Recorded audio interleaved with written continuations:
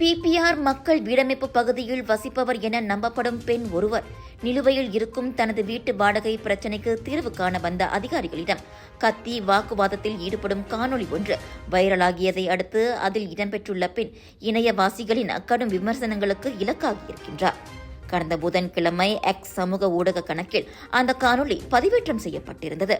அந்த காணொலியில் தனது வீட்டிற்கு வரும் அதிகாரிகளிடம் பெண் ஒருவர் கத்தி கூச்சலிடுகிறார். வெளிநாட்டவர்கள் அனுமதியின்றி வியாபாரம் செய்ய அனுமதிக்கப்படும் நிலையில் தனக்கு ஏன் உதவி எதுவும் வழங்கப்படவில்லை என அந்த பெண் புலம்புகிறார்.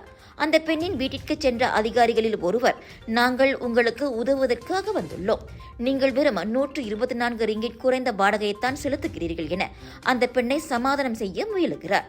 எனினும் அச்சம்பவம் எப்பொழுது எங்கு நிகழ்ந்தது என்ற விவரம் அந்த பதிவில் குறிப்பிடப்படவில்லை.